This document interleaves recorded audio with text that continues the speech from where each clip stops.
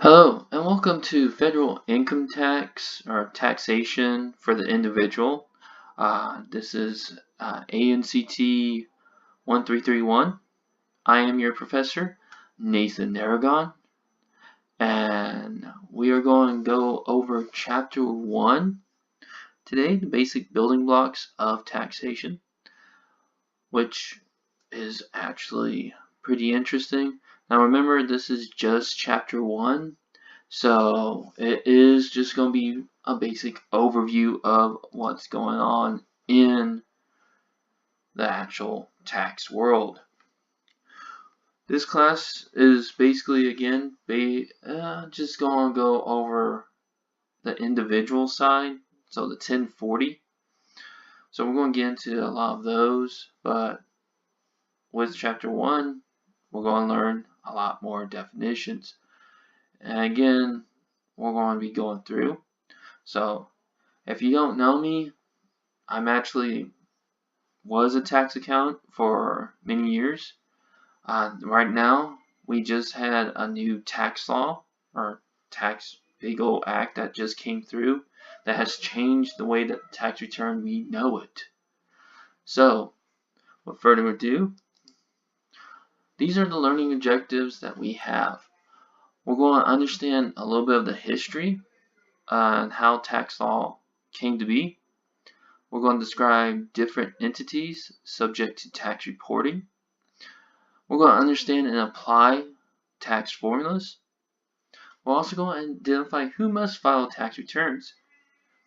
We're going to determine filing status and understand calculations of tax according to the filing status, and defining qualified dependents.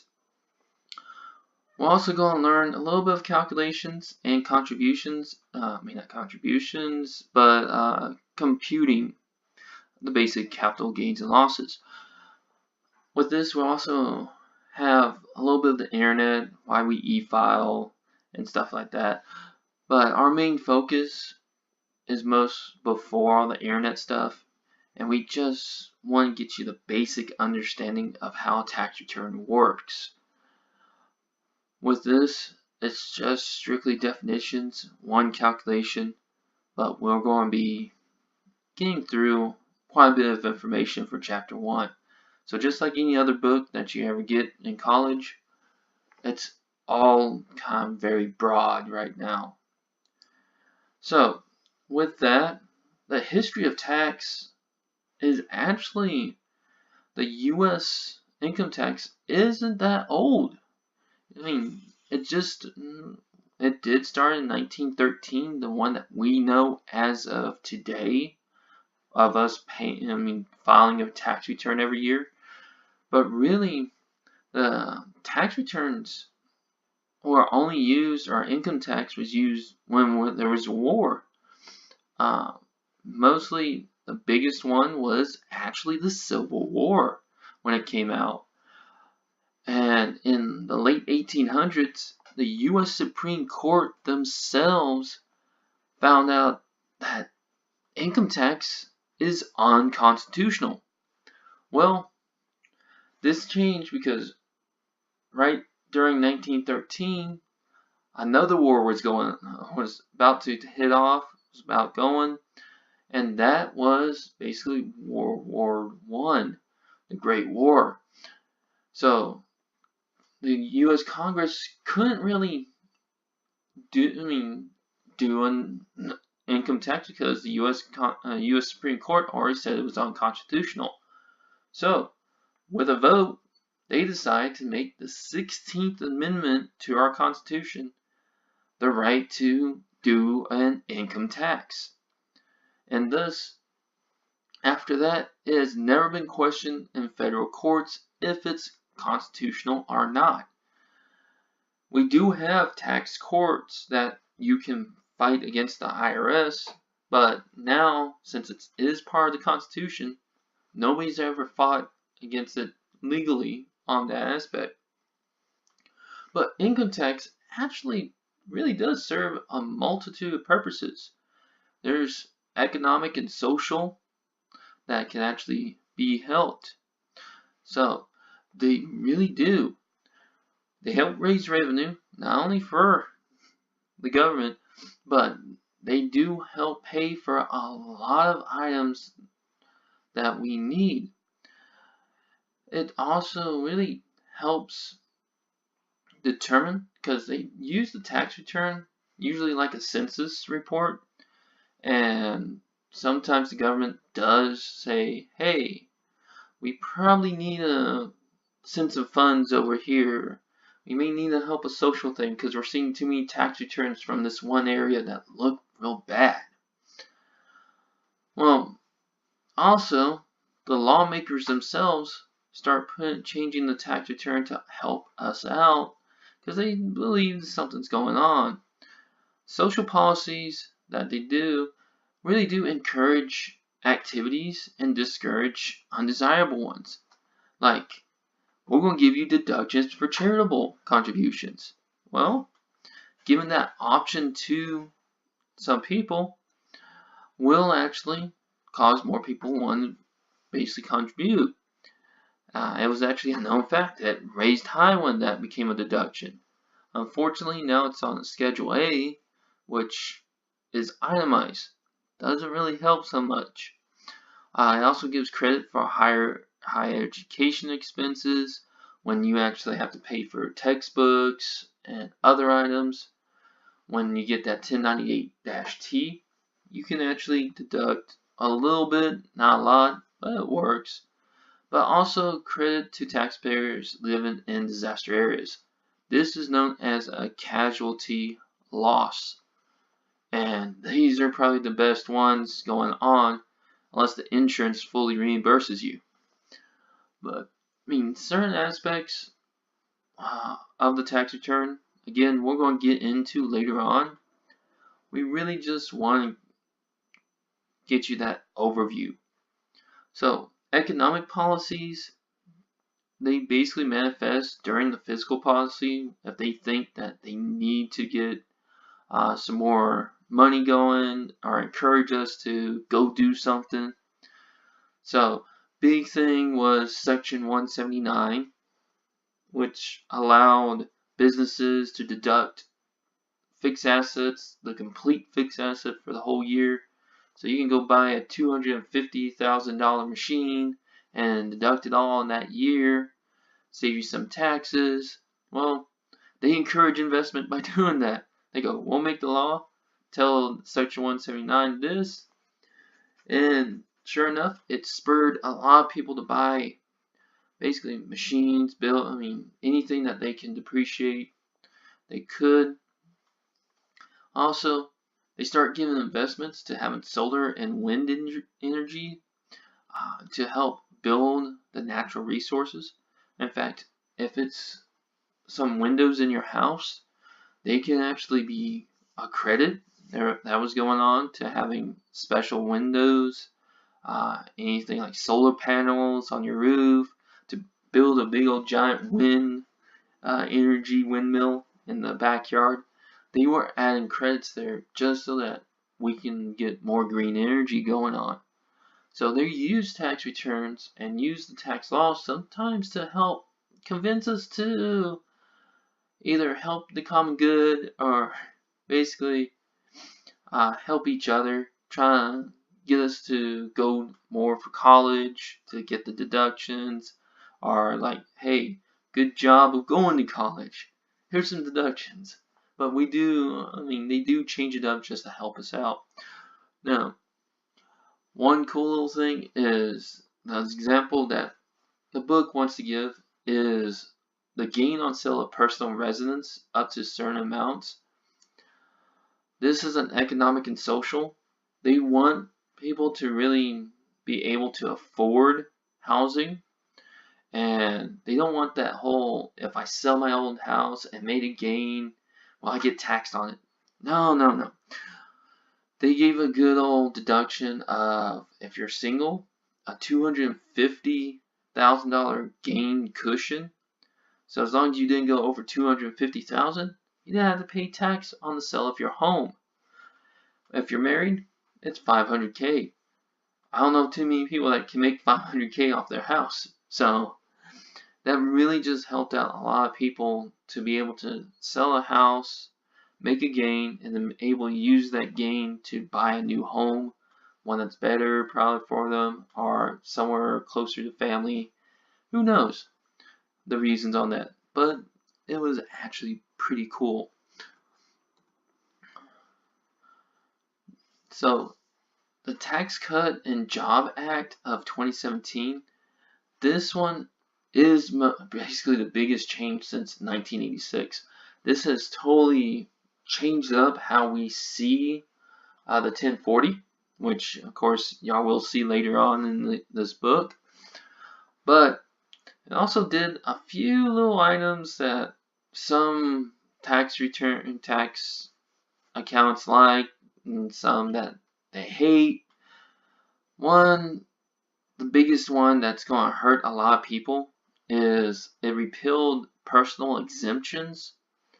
Personal exemptions, if you have ever filed a tax return, this is related to dependents. Everybody that's on the tax return gets a personal exemption was a little bit over $4,000.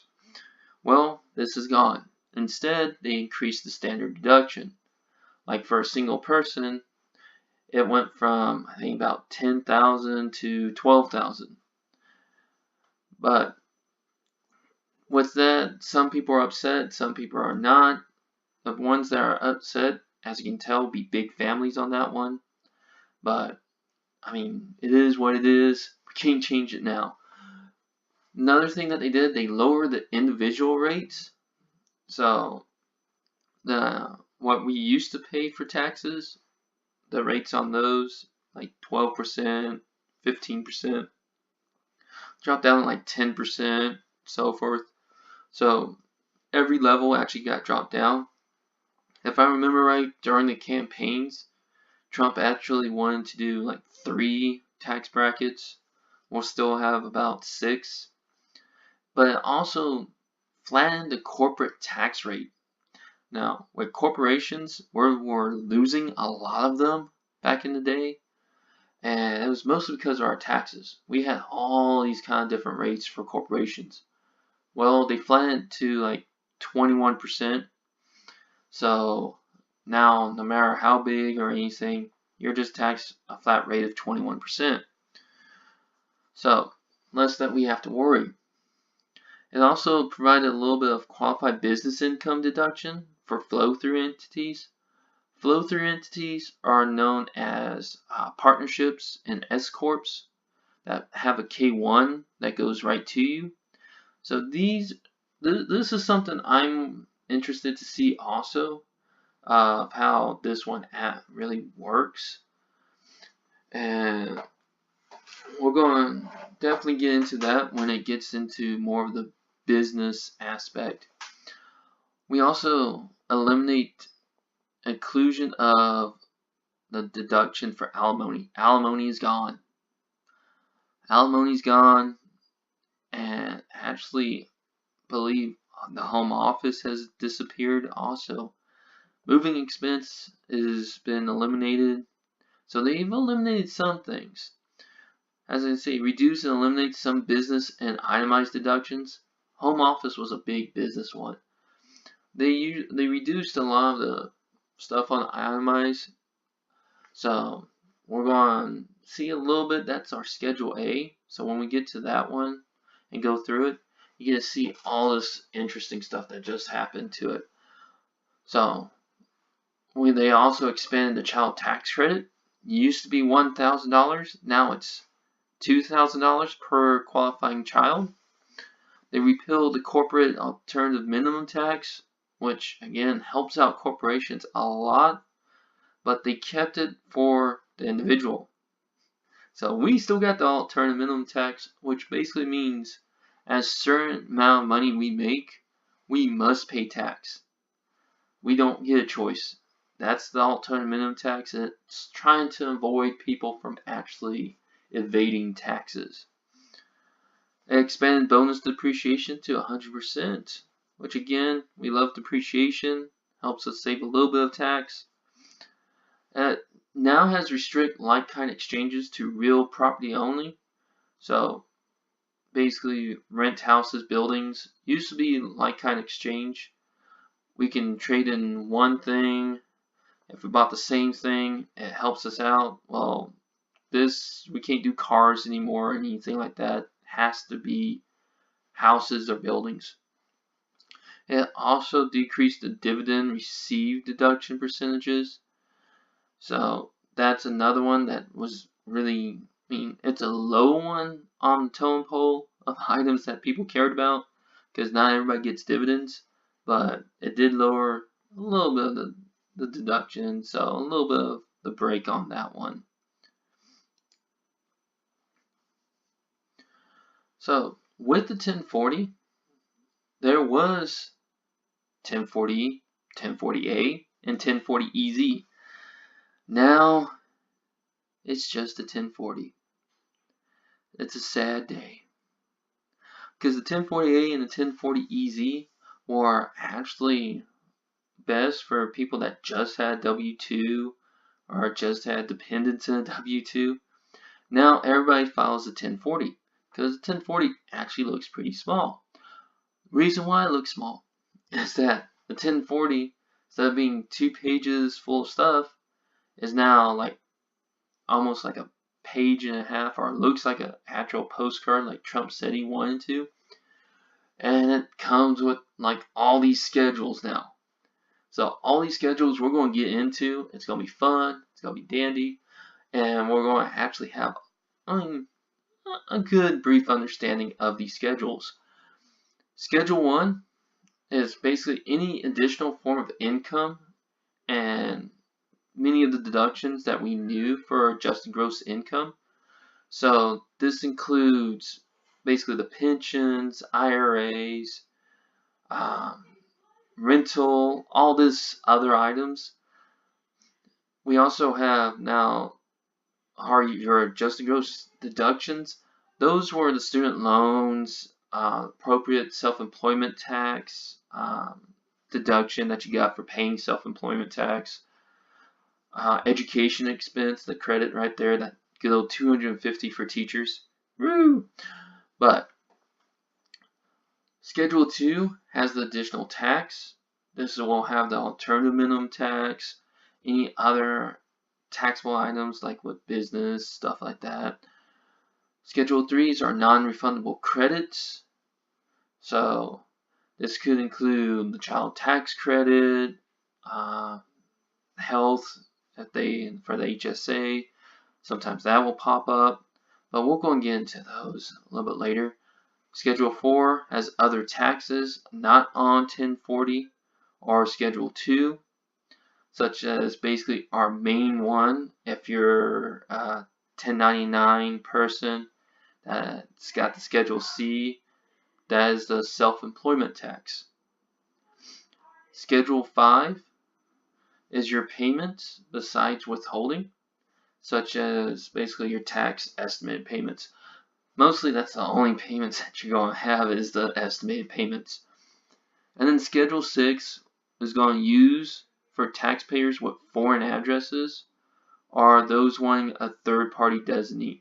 Basically, this is where we as tax preparers are going to put our name, our company, our P10, stuff like that. And it's also mostly for foreign people that need to file an income tax return because they made income in the U.S., but they do not live here in the U.S. In addition to those are the common ones, the ones that have been around since almost the dawn of the income tax. And that's one, the Schedule A. This is your itemized deductions, which include medical, mortgage, sales tax, charitable, and miscellaneous ones, which could be having like tax preparer, gambling, stuff like that. And also casualty loss is in the itemized deductions. Schedule B is basically to only report dividend and interest income. that is greater than 1,500. Honestly, any CPA, as soon as you get these 1099 DIVs or 1099 INTs, depending on if it's dividend or interest, they will automatically put it on the tax return, even if it's below 1,500, because mostly it's better to be safe. And a lot of accountants, we're very conservative. We rather report it because those documents are still sent to the IRS, so they know about them. So it's best just put it on the return and be good with it. Schedule C, which we're going to get into heavily on, is about trade and business income. So this is your 1099 MISC, miscellaneous, with mostly likely box 7 with an amount on it if you're an independent contractor or basically worked for somebody and they issue a 1099 instead of a W-2. And it will also be if you actually started your own business. You're the sole owner of it. So you would actually have to report your business income and any deductions that you may have. Schedule D comes along, and this is for capital gains and losses.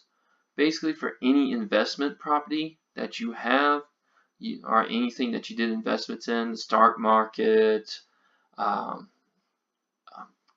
cryptocurrency, I think is another good one. But you sold an investment house or cars, you have to report them on Schedule D.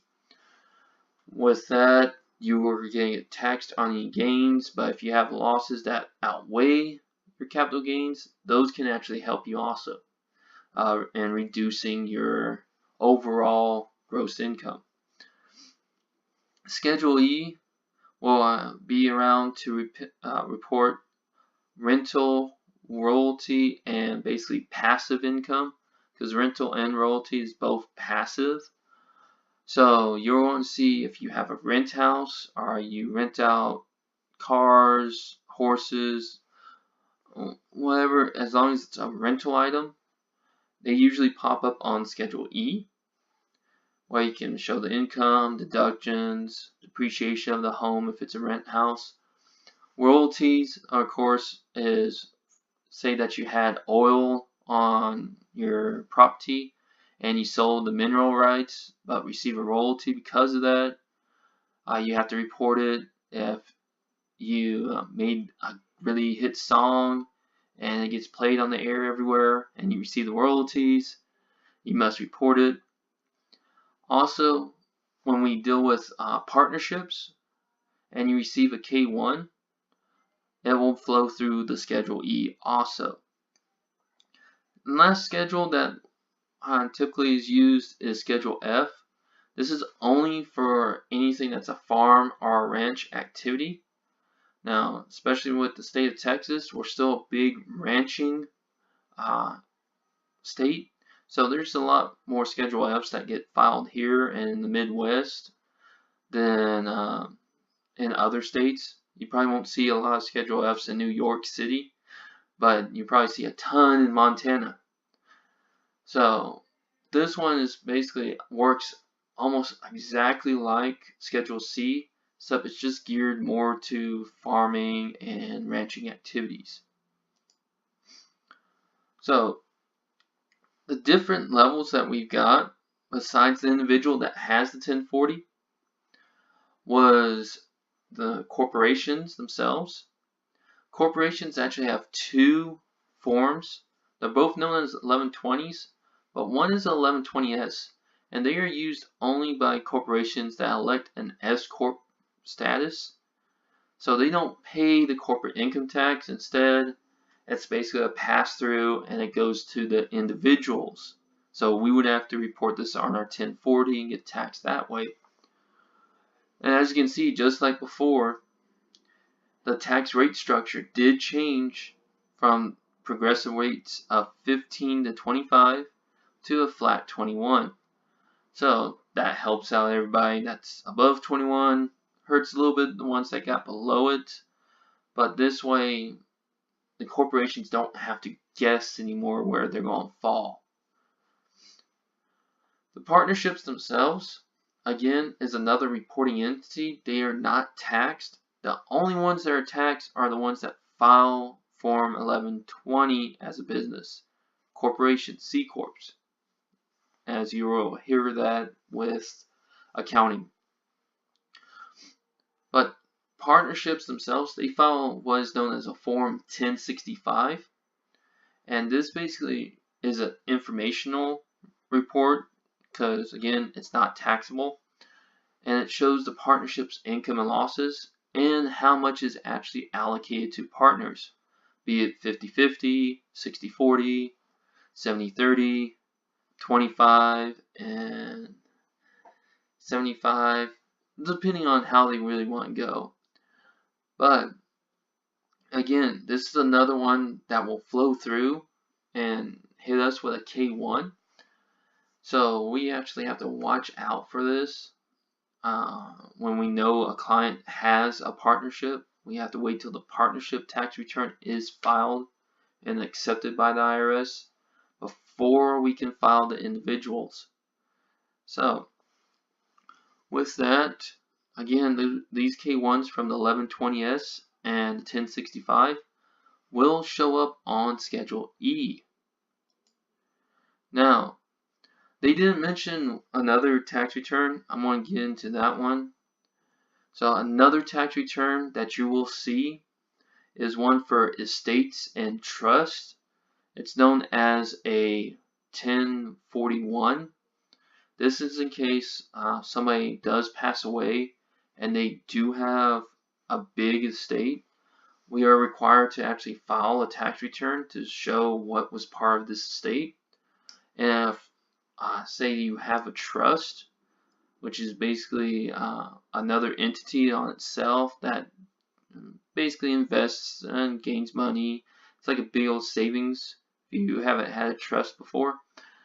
We have to file, again, the 1041s are, again, more informational returns. They are subjected, again, to the individuals. But estates, sometimes they go beyond and actually would have to pay tax. But most trusts tend to be straight to the person themselves. Alright, so on our 1040, the tax return is basically put in order to do this certain formula. And normally with the tax return, it actually will tell you straight on, add this, minus this, so forth and so on. But if you can actually know this formula and know the items to it, it will help you out, especially if you're going to go talk to a client and you hear certain items. You can go, hey, this is this, this is that. This will help you here, this will not help you there, so forth and so on. So the biggest thing is the start of gross income. Gross income, of course, is any income you receive during the year, be it W-2s, dividends and income, your business income, if you file Schedule C, to the IRAs, pensions, Social Security, all that will go into gross income. Next will be that deduction of adjusted gross income. So now, Schedule 1 comes in, and we're going to deduct what we say in the professional world, basically above the line deductions. So the student loans, a little piece that you get, the paying self-employment tax, the little piece you get. I mean, all these little items we will get into as we progress. Once we deduct this, we get what is known as AGI, or our true adjusted gross income. This is a really important item because this defines the itemized. It defines what your taxable income is probably going to be and your tax rates. Definitely your tax rates. Your tax rate is already defined by that. So the next part of the formula is basically we're going to take what is known as the itemized, which is Schedule A, and we're going to compare it to the standard deduction depending on our filing status. And we take the greater of the two. 9 times out of 10, it will probably be the standard deduction. Itemized, it takes a lot to get it, but if you do and beat out standard, it helps you out a lot more. So don't just assume that you're just going to use standard. You may actually have enough for itemized. We just would have to see. Then we're going to subtract the qualified business income deduction, which again is something new coming on for this year. And this will come out to our taxable income. Now, our taxable income is going to be times by whatever tax tables. If we're for over 100,000, we gotta use those, or whatever rate we have if we're under 100,000. So those we can find on the IRS website. Most tax accounts are going to look there to get these tax tables. We'll get into probably some of those later on in the course. Again, all we want you to do is get the basic knowledge, because of course I'll show you the little math that we have to do and how to categorize, but we're not going to go into too heavily depth. I'm going to say go look at this tax table. Okay. Once we times the taxable income by the tax rate, we find our gross tax liability, and then we would subtract out any remaining tax credits and prepayments. So any tax credits we got, like for child care, the child tax credit, having an HSA may actually have a penalty on that one, so that may actually work in the wrong way. And then our prepayments, basically payments we've done throughout the year, so our withholding on our W-2 to any estimated tax payments, those are known as prepayments. Once that is subtracted from your gross tax liability, there's what we know what's due and what's been refunded to you. Hopefully we get what is latter, but I will tell you this, good tax accountants will try and keep this as close to zero as possible. So, I mean, in layman's terms, if they've been with you the whole year and you're allowing them to tell you how much to withhold out of your paycheck, they will literally estimate it to a T that by the time your tax return is done, it should be really actually close to zero. But most of the time we don't have time for that, or we don't want to pay a tax accountant to do that. So we're just going to take the big refund. Works the same way. I always have the philosophy, better in your pocket than in the IRS's non-savings account just sitting there. I can probably use that money and invest in a stock and actually make more money by the time I would have actually got the refund. So, the standard deduction. These are now the new standard deductions, and this is actually pretty cool. It has grown a lot this time around, and they made it a little bit easier. So, we have the single, which a lot of people are still. That just means you're just by yourself on the return. It's now 12,000. So again, going back to this, when we take the greater of itemized or standard, we have to beat $12,000 in itemized deductions to take that over the standard. Married filing jointly is also 24, so it's basically double this rate because we're talking about two individuals. Married and filing separate, again, as you see, it's the same rate as the individual, the single. Also known qualified widower, that's known as surviving spouse. That's 12,000 also. And basically with that one,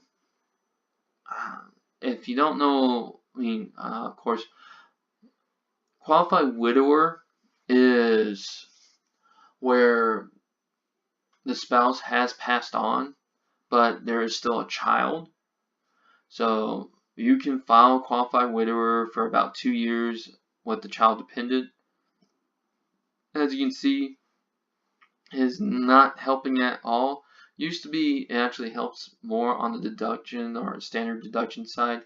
Now it's back to just the same as single. The one that actually does help is if you are a single parent, you can file head of household, the HOH.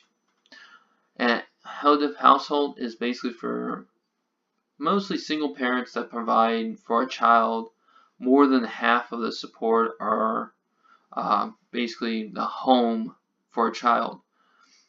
So that one tends to be used a little bit more, and that's about $18,000 in standard deduction, which could help out quite a bit. Now, there's also special ones. So for anybody that's blind or over 65, they will get $1,300 if marrying filing jointly, marrying filing separate, or basically qualified widower. But if they're the head of household or single, they'll get $1,600. So really it helps out because if both of the married couple, like marrying filing jointly, if both of them on the tax return was over 65, they each get the $1,300. It's just not one, but they both do. If one's blind and the other one's over 65, again, you get them both. Qualified widower, because you were married during the year, they actually will only eliminate to that $1,300. It's qualified widower. It's not usually one used too much anymore. It will tend to go to a head of household. So, using the tax formula, we're going to take this example. Juan, whose age is 29, because age is a big key, is a single taxpayer. In 2018, his salary was $39,000, and he has a dividend income of $1,000. In addition, he has deductions for AGI of $2,500 and $3,000 of itemized deductions. It wants us to calculate the following amounts. Of course, the formula itself up to the taxable income. Again, we're not going into the tax rates. We're not going to look them up right now. But if this was in your homework, it will probably have the actual tax rate up there. So starting out, I can't type in this, so I'm just going to use the arrow. So $39,000 and dividend income of $1,000. Both of these are income to us during the year, and we are considered part of our gross income. So if you took $39,000 plus $1,000, that gives you about $40,000 right there. So we would take $40,000, put it here. We'll put our deductions, which is $2,500, and then we just subtract the two. So, and that will be our adjusted gross income, which has been done over here of $37,500. Now notice this again, we're taking the greater of the standard or itemized. In our problem, he's only received $3,000 of itemized deductions. He did not beat out the standard for a single person of $12,000. So we get to use the 12 grand. So his taxable income is actually $25,500. If we only use the itemized deductions, we would actually be only $34,500. So he would have paid more tax. This is where the standard helps out. Now, interesting thing about itemized and standard. You cannot take the standard deduction and the married filing jointly if your spouse itemizes.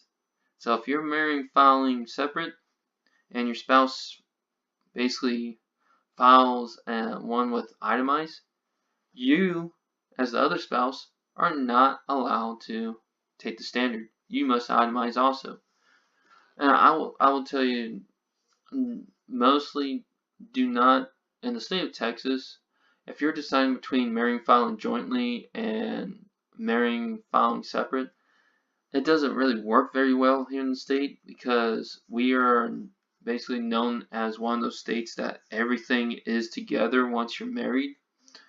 And so we won't really help out. Most CPAs will still humor you and show you the difference between this basically filing separate and the difference of filing jointly, and you're going to find the tax is basically almost the same, except it still works a little bit better for jointly, but that will be up to y'all. Again, tax preparers are there just to help. They should have good knowledge, but again, in the end, it's whatever the tax client says that they want to do. So, who must file? In this great world, there's only a few people that would not need to file. That's mostly if they don't make enough income to actually file. But most of the time, people will have to file. And it's going to really be based on filing status and gross income. And if you look on your ebook, or if you have the real book, they do mention figures 1.1 and 1.2 on pages 1 through 9. This is really a lot that goes around here. But again, the filing status again is single, and marrying filing jointly, marrying filing separate, head of household, and qualified widower.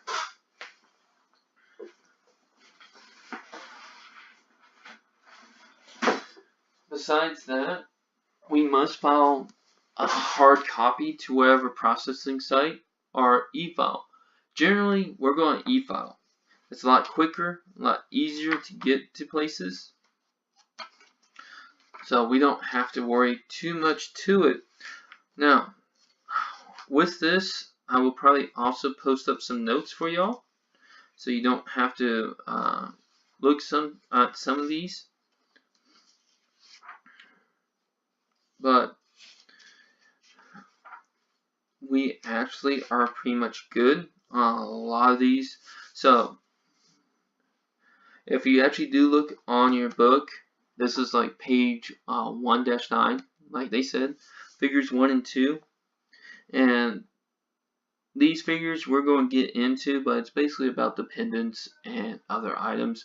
These are also in the notes, but if you like to, they're in the book.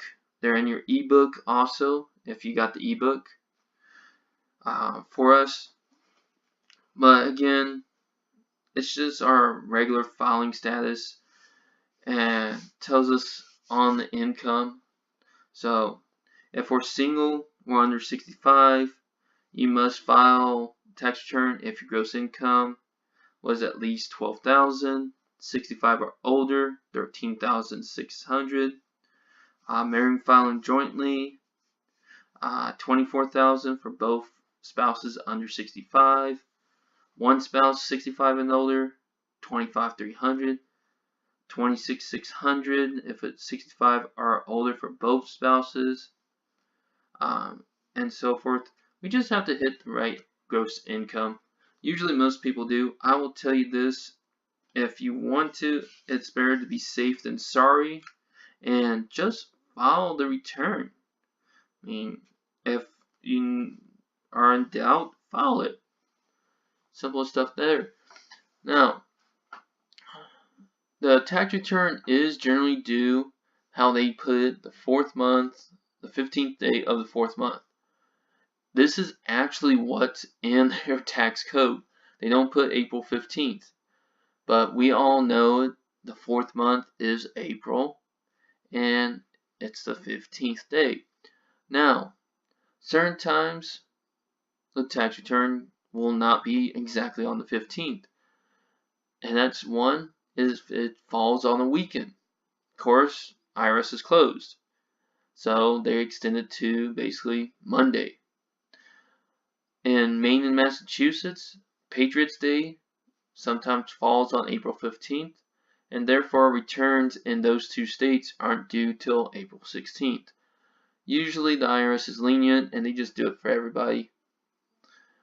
Another one is the Washington, D.C. holiday, that's known as Emancipation Day, which is usually observed on April 16th. So what happens is they will extend the deadline depending on where this Emancipation Day, April 16th, falls on. Sometimes April 15th is on Sunday, so they extend it to Monday. Well, Monday is April 16th, and then they have to extend it another day because of Emancipation Day. Or if the 16th falls on Saturday, they actually will take the 15th off, and then it's due that Monday. That's actually a pretty interesting fact. Most people don't realize that, or they don't look at when they're due. Sometimes you get those few extra days. But I will tell you this. No matter what, try and get your return done. If you don't get your tax return done, you will actually have to extend it, which is Form 4868. And if you know you're going to owe tax, you still have to pay the tax before April 15th, or you're going to end up owing penalty.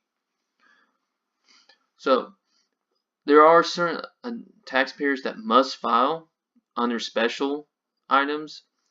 Now, for us, they actually will go certain things. These are actually found on the notes.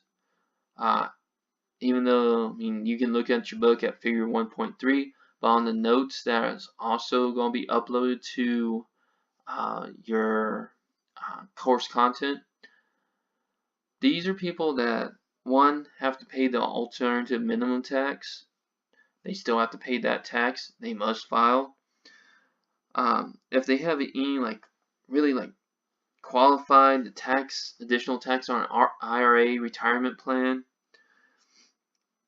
if they have household employment tax, that's one you can actually have a new schedule, Schedule H, which is fun in its own self, because that's the nanny tax in my eyes. Big one, if you're a waiter or a waitress, if you work in any industry that you receive tips, if you have tips that are subjected, which all income is, to Social Security, Medicare, and they have not been reported on your W-2, you must file. So you must actually pay Social Security, Medicare. They're going to make sure you do that. If you're recapturing the first time homebuyer credit, I mean, if you write in taxes, including uncollected Social Security, Medicare, that's another one. Mostly any recapture of tax, you must file a tax return. There's a lot of situations, so it's cool to have the book with you. As mostly when you're in a small business tax firm or anything, a lot of these situations you don't come across of, but it's always good to have the knowledge. It's awesome to have it. Now, if you do have self-employment tax that is greater than $400, you must file. This is something that they do, especially with clergy, because clergy can opt out within after their second year of having over $400 of Social Security, Medicare. But you need to basically file, keep an eye out. But hopefully I don't turn everybody into clergy members because you don't want to pay Social Security or Medicare. But that's a cool little special thing that there is. Now, again, with that figure 1.3, you can have other special situations. So, one is receiving health savings account, HSA, or any basically medical and Medicaid, Medicare Advantage that a company offers. If you receive distributions, you must file that. Net earnings, again, from self-employment. Wages of $108.50 1.28 from a church or qualified church-controlled organization. That is just a unique number. You usually don't see that number too much, but that's kind of cool that they got that specific. Advance payments of the premium tax credit were made to you. Now, that right there, the health tax credit is now, health insurance. We don't have to report or pay the penalty to say we had it, but they still issue out premium tax credits, and we must follow those.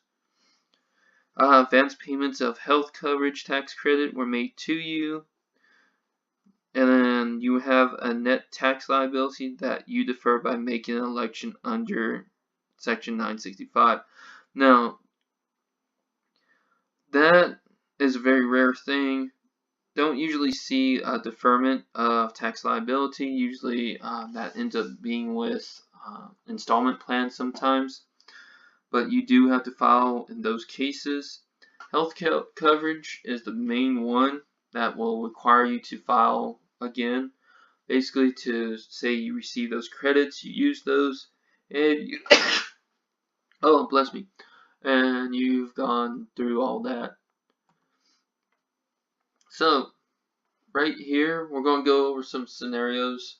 Again, I know the answer shows right there, but one is you actually, when you meet these clients, you have to kind of gauge and know some of these rules. You don't have to know them all. You can always get back with them, but knowing the bulk of these, like the ones that I just listed through the chart that you can find on your book, and who knows, I may just take a screenshot of this off of the ebook so that you can have it. This helps out. So we have Miles, age 45, is a single rater and has unreported tips of $1,510. Is he required to file? And it is true he must require to file because this is Social Security tax on unreported tips. He has to do his Social Security and Medicare tax. So no matter what, he still has to. And this is going to end up being a little bit more difficult because this is like self-employment going on right here. So he's got to pay it all. Well, if Simone is single and blind and has an income of $10,370, is she required? No. The reason why here is that her standard deduction at the time being is $13,600, which of course includes $12,000 plus the $1,600 for being single and blind. Now, even the basic standard deduction is more than what she has made in the year. So when that happens, your deduction exceeds your gross income, you're good to go. You have zero taxable income. Because remember, we take the adjusted gross income and subtract the deduction, standard or itemized deduction from it, well, to get our taxable income. If it's more, we are at zero because we can't go negative. You can never have negative cash in the eyes of taxes. So whatever you basically withheld or put in to the IRS to pay for taxes, you get back completely. Normally, if this situation happens and you have paid in but are afraid that you're going to pay tax next year, you can just go ahead and make that basically an estimated tax payment. We've done that a lot for clients back when I was a tax accountant. Another situation, Iman, age 67, and his wife Rosen. I don't know. They really got unique on the example there. Age 69, have income of $25,180, and they file jointly, which is cool. Are they required to file? Again, no, because their standard beats out their AGI. Again, married and filing jointly gets $24,000 this year. So we know that the standard right there does not beat out the income, so but they also get $1,300 each for basically being over the age of 65. Now, if we just had one $1,300, that'd be $25,300, which would actually beat out. But because they're each over it, you get an extra little bit, so $26,600. That's some awesome stuff there. We like that. Now, here's our filing status. So again, single basically means unmarried or legally separated as of December 31st. And you don't qualify as married filing separate, head of household, or a qualified widower. So that's the most common one that you actually see that gets filed. Married filing jointly is if you're married anytime during the year, you can file married filing jointly. It doesn't matter if you got married on December 31st. You can use the whole year to be filing jointly. So, like it says, even if it didn't live together for an entire year. But, yeah. So, anytime during the year you get married, you're allowed to file jointly. Now, if your spouse does die during the year, you're still allowed to file married filing jointly in that current year. Because again, y'all were together during that year. And then the next 2 years, if you have a child with your spouse and they're qualified dependent, you can file qualified widower or widow, depending on which way you are. So that's actually good. Get your good deductions for a little while. Married filing separate returns, again, each spouse basically files separate returns. You have to divide who has this income and who has these deductions, and they must compute the tax the same way. Here was the warning that I just said a little while ago. Both have to itemize or both have to use standard. There is no ifs, ands, or buts on that. They both have to basically mimic the tax return. Now, again, here's where the state of Texas comes in, like I was mentioning before. We are a community property state. Basically, as soon as you get married, everything comes together. Now, being said, again, state of Texas does allow separate returns, but it's just a lot easier to file jointly, and basically, it's still when you look at it, it still gets you mostly the greater benefit in a community property state. It takes a lot more ways to separate things out. But, so, in a community property state, it's best follow the state law, which means file jointly. Head of household. Here's the one that tends to be used again for single parents.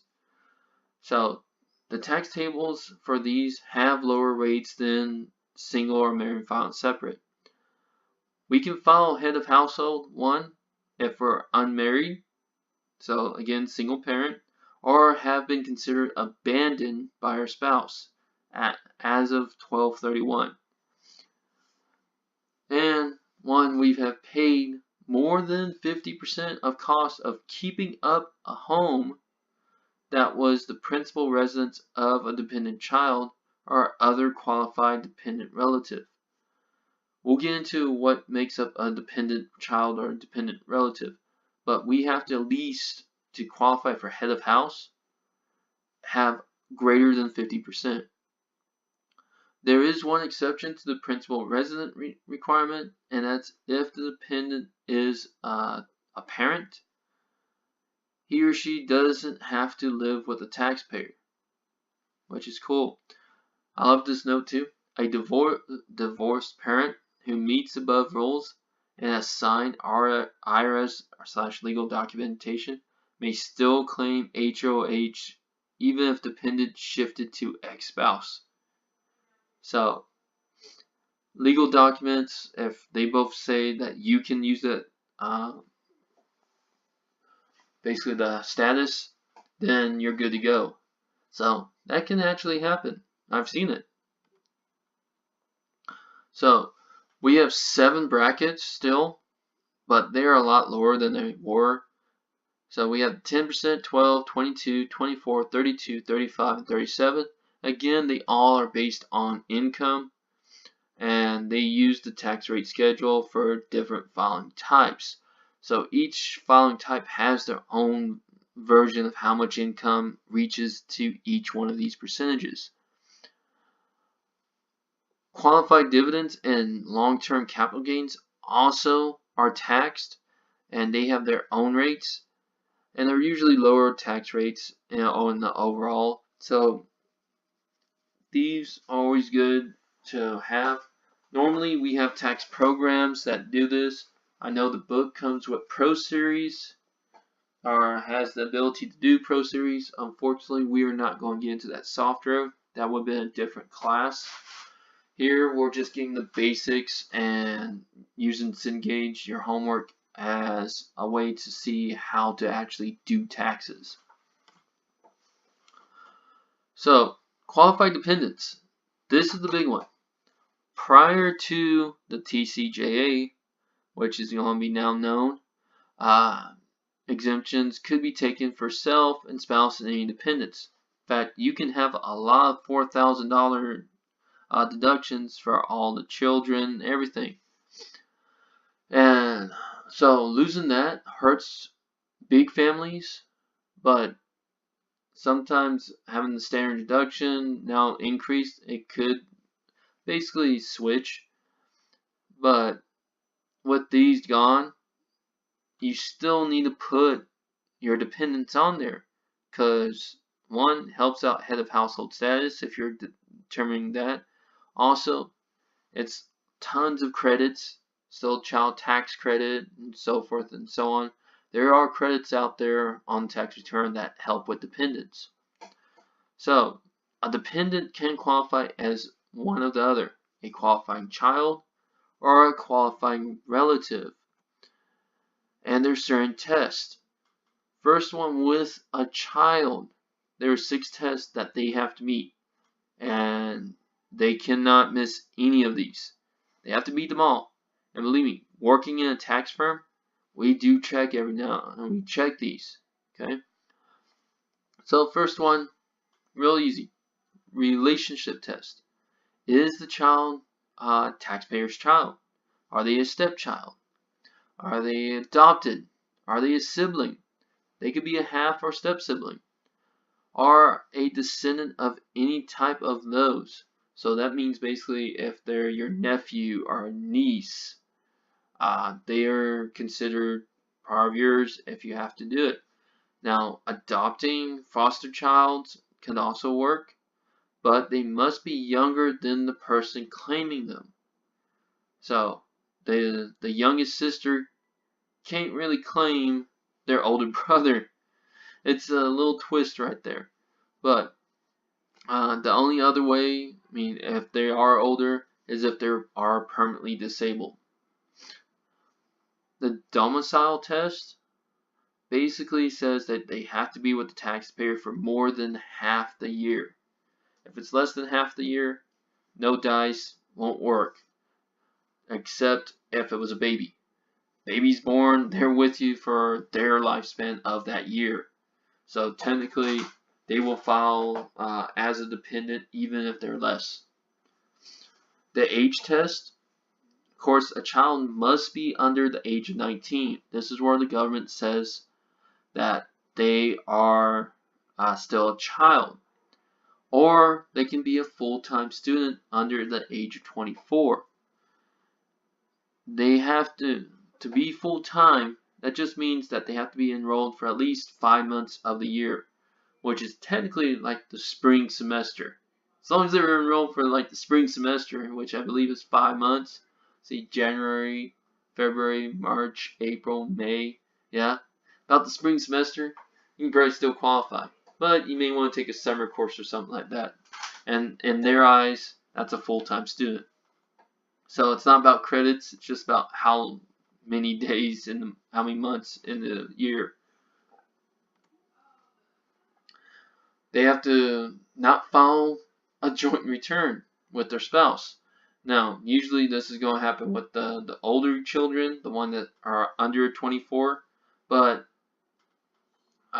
they cannot file a joint return. They do have an exemption. They only file the joint return to claim the refund that's considered to have passed this test. That is very, I would say I wouldn't do it, mostly because it's a very tricky subject then. If the IRS goes, well, this doesn't make sense, and stuff like that. Now, usually this is done when a child starts their job and they are considered the full dependent and they have to file their own tax return just to get their withholding. So again, if it's just like that, then you got something to argue with. But yeah, it's just bear off. If they have a spouse, let them be on their own and let them file the return. The citizenship test, the child does have to be a U.S. citizen, a resident of the U.S., or Canada or Mexico, or an alien child adopted by and living with a U.S. citizen. So they have to have at least a social security number or an I-10. The self-support test, basically if the child has provided more than half of their own support, they cannot be claimed as dependent or someone else. So you have to provide more than half of their support. This includes basically food, housing, clothing, all that jazz. And again, funds received by students as scholarships are not accounted as a support test. So yeah, they can pay their way through college with a scholarship. But if you're still paying for everything else and provide more than half that support, you can still claim them. So that's awesome sauce there. What if a child meets dependency requirements for more than one taxpayer? This is what I've seen can be a little bit tricky. So if one of the parties is a parent, he or she can claim. If both parties are parents, then the one that claims or resides longest can claim wisdom. Usually if we're doing like every other weekend kind of thing, this can get a little bit more tricky. If not a discernible, parent with highest AGI may claim. So they try and give the deduction to the parent that needs it. If no parents are involved, the person with the highest AGI may claim. So note, parents that are legally separated or divorced, the person with whom child resides more than 6 months may claim. However, the dependency can shift if custodial parent signs Form 8332. This basically states that no matter what, the other parent gets to claim the child. This I've seen a little bit more attacked because simply when you have two parents, basically two parents, and they're basically fighting over who gets a deduction, it's sometimes they'll lean on who first files the return. So, and then it's up to the other parent to kind of go to the IRS and say, no, this isn't right. And I can prove it this way. But now you have to prove that the child's been with you for more than 6 months or that you have the highest AGI. So that can be a little bit more tough in ways. So people rush their tax returns just to claim a child. So it's best just to have some kind of legal item that says who gets the child between each year, because then you show that document to the IRS. Easy peasy lemon squeezy. They already know because they got 2 signatures. Now, for a relative, relatives work a little bit different. They are dependents that get granted this status based on 5 tests. A taxpayer child who does not meet the qualified child test can actually meet the qualified relative test if they meet all those. And again, qualifying relatives can be parents, grandparents, cousins. They can even be somebody that's lived with you for a full year. That's pretty cool. Now, the 5 tests right here. 1, again, is a relationship or member of the household test, like I just said. They have to be basically a member, uncles, aunts. And again, the member of the household test is somebody that's unrelated, that stays with you for the whole year and qualifies for the rest. The gross income test is any individual that does not have gross income equal to or in excess of $4,150. Before, that was the dependent, the little exclusion deduction, the extra one that we got for having a child, childs and stuff like that, that they got rid of, was exactly that amount. Now that it's gone, we still look at that for their gross income for this test. Next is, of course, again, the support test. Did we provide over half of their support? The joint return test, again, they can't file a joint return unless it's just solely to claim the refund, which means they didn't make over $4,150. So definitely, the standard deduction will let them just get the refund itself.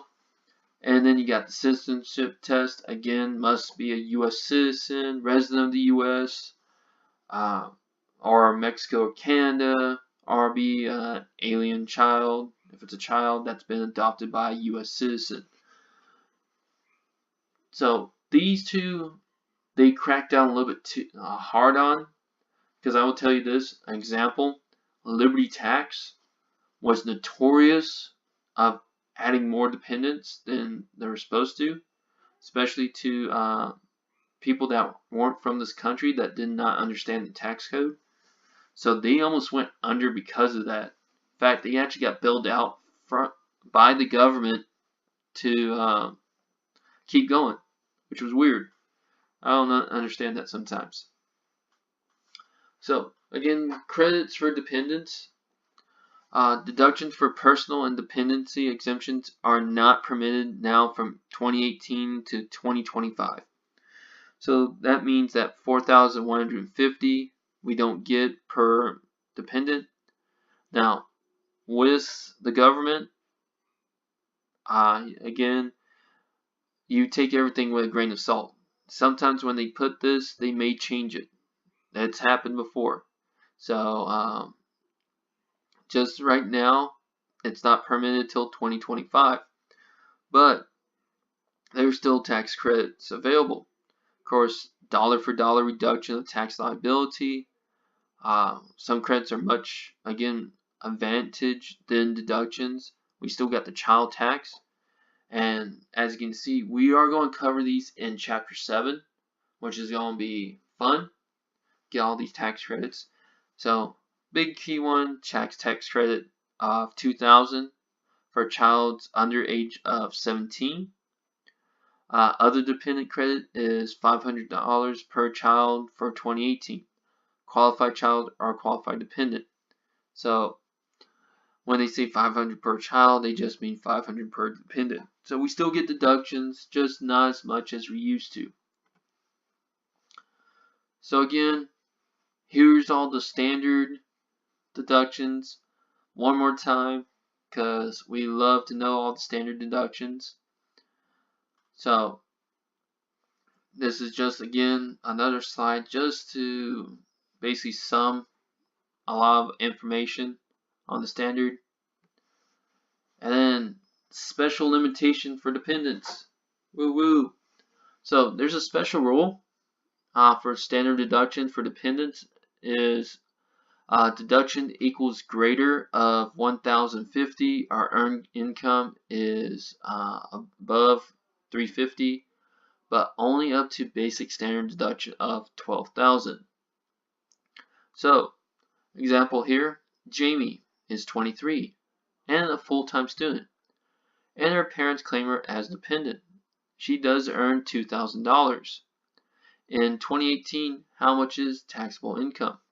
Because the parents are claiming and they can add their income, especially if it's over 1,050, they will basically contribute to the tax rate. So again, this is with dependents.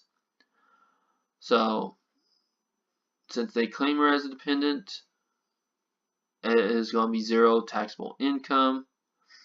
Example 2 with Tia is 18, has dividend income of 1,500, and dividends are actually considered unearned income. So since they're unearned income, because basically we didn't earn them, we get a standard deduction a little bit different. We get that 1050. So that 1050 is going to be taxed on for unearned, and she actually has 450 of taxable income that will end up being placed. Again, the deduction is the greater of the 1050 or earned income plus 350 bucks, but only again up to the basic deduction for dependents. So with capital gains and losses, again, we're going to get into this in chapter 8. When taxpayers sell an asset for a gain or loss that is considered an investment, they will have the tax consequences. So basically, amount realized is going to get subtracted by the adjusted base.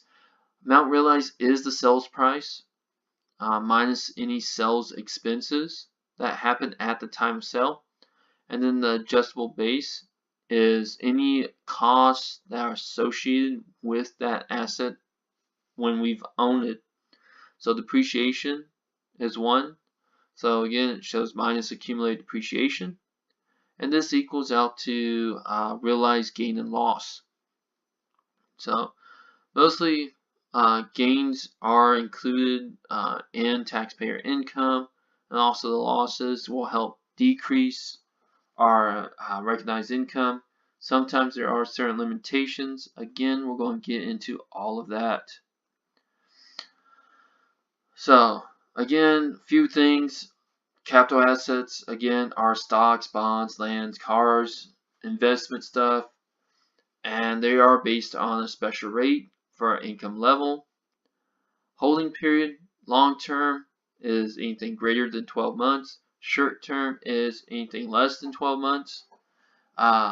Greater than 12 months is capital rates, but lower than 12 months, it's taxed at our ordinary rates. Again, more or less, we're going to get into that later on.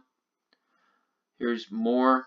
Long-term capital gains at special rates depends on the tax bracket, while capital losses are only allowed $3,000 per year against ordinary income. This is the carry forward effect.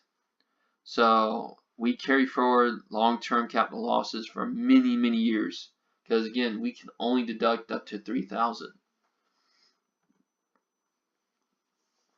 So we have one example. Noah purchased Sony AAA bonds in May 2016 for $47,600. In September 2018, he sold the bonds for $51,500, paying commission of $515. So, what is his amount realized, the adjusted base, the realized gain and loss, realized recognized gain and loss or type of gain and loss. Well, first off, type is pretty much easy. He bought in May of 16, sold in 18, so that's more than a year. So definitely this is long term. He did end up paying some aspect and is about realized because he had paid for the commission. So we take the sales price, which was $51,500 minus $515, which is $50,985. We have an adjusted base of $47,600, which again, if you look at here, was how much he bought it for. That's his cost in it. He didn't have any additional cost. Subtracted to his realized is $3,385 gain. So we must recognize the $3,385 in the gain. So again, in chapter 8, we're going to get into that. With tax, the IRS is doing its best to keep up with the internet, so they will be nearly everywhere. Best way to go is the IRS website. So on the IRS website, you can actually find a lot of items right there. You can search for any tax forms. You can search for information, which I do encourage y'all during this semester to kind of go look on the IRS website, go see what you can find. And also, IRS has a YouTube video site, which is pretty cool. And you may actually see some of those videos pop up as we go along in this chapter on Blackboard. They have podcasts on iTunes. They actually feature a lot of topics, especially right now with the government shutdown. You can check out their feed on Twitter at IRS News, their Facebook page, even their mobile phone app, IRS To Go. But basically, that's kind of to me more where's my refund on that one. And even Intuit themselves provide help with their tax prep products, because this book is basically with Intuit ProConnect. They actually will help you out with ProConnect, Lacert, and TurboTax themselves. Last little bit, electronic filing. If you don't know what that is, that's e-filing when we use that term. It basically is a quick streamline to the IRS. We'll find very quickly. And the IRS does offer free filing on their website if you understand everything. But mostly they go, most taxpayers, if they don't understand, they tend to go to a paid preparer. So a CPA and enrolled agent. I will warn you, do not go to the pop-up ones that pop up during tax season. There's too much red flags going on there. Talk to a professional that actually knows what they're doing, and watch out for the cons. Okay? And I mean, you can prepare your own TurboTax, H&R Block software. They're good-ish softwares. They're not the best. I would always say if you don't have the knowledge to file the tax and you have a lot of stuff going on, not just a basic W-2, you may want to just seek a paid preparer. And note that mostly almost 80% of individuals now file electronically. This means the IRS may eventually make it to where it could be only e-filing.